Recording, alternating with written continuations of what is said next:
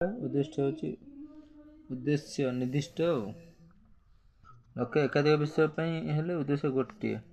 ଉଦ୍ଦେଶ୍ୟ ସୁଦୂର ଲକ୍ଷ୍ୟସ୍ଥଳ ବୁଝାଉଥିଲା ବେଳେ ଲକ୍ଷ୍ୟ ତତ୍କ୍ଷଣିତ ପ୍ରାପ୍ତି ଲକ୍ଷ୍ୟ। ପରିବେଶ ବିଜ୍ଞାନ ଶିକ୍ଷାଦାନ ମୂଳ ଲକ୍ଷ୍ୟ ଉଦ୍ଦେଶ୍ୟ। ପରିବେଶ ହେଉଛି କ'ଣ? ଉଦ୍ଭିଦ ଜଗତ ସୁରକ୍ଷା, ଭାଷାଗତ ଦକ୍ଷତା ବୃଦ୍ଧି ପାଇବା, ଜନସଂଖ୍ୟା ବୃଦ୍ଧି କାରଣ ପରିବେଶ ପରିବର୍ତ୍ତନ ହେବ। ଉକ୍ତି ମଧ୍ୟରୁ କେଉଁଟି ବିଷୟ ଅଧ୍ୟୟନ କଲେ ଦେଶ ପ୍ରେମ ତଥା ଜାତି ପ୍ରତି ଉଦ୍ରେକ ହେବ?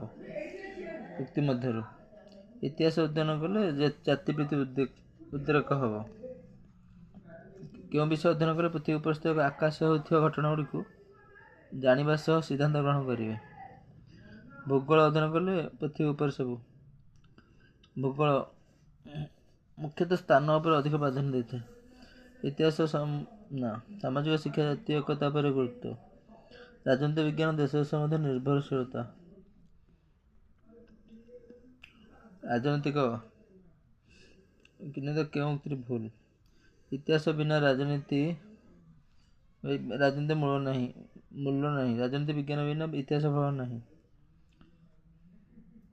ଆଉ ପଦାର୍ଥ ବିଜ୍ଞାନ ସାହାଯ୍ୟରେ ପ୍ରାକୃତିକ ଭୂଗୋଳ ମୁଖ୍ୟତଃ ମାନବ ସଭ୍ୟତାର ଅତୀତ କାଳ ସହ ସମ୍ପର୍କ ଭୂଗୋଳ ନୁହଁ, ଇତିହାସଟା ଅତୀତ କାଳ। ପଦାର୍ଥ ବିଜ୍ଞାନ ସାହାଯ୍ୟରେ ପ୍ରାକୃତିକ ଭୂଗୋଳକୁ ଭଲ ଭାବରେ ହୃଦୟଙ୍ଗମ କରିହେବ। କୌଣସି ପ୍ରସଙ୍ଗର ମୁଖ୍ୟ ଉଦ୍ଦେଶ୍ୟ କହିଲେ ହେଉଛି ମୁଖ୍ୟ ଉଦ୍ଦେଶ୍ୟ ମାନେ ହେଉଛି ପାଠ୍ୟ ବିଷୟ। ମୁଖ୍ୟ ଧାରଣାକୁ କୌଣସି ପ୍ରସଙ୍ଗର ମୁଖ୍ୟ ଉଦ୍ଦେଶ୍ୟ କହିବା। ମୁଖ୍ୟ ଉଦ୍ଦେଶ୍ୟ ମାନେ ମୁଖ୍ୟ ଧାରଣା।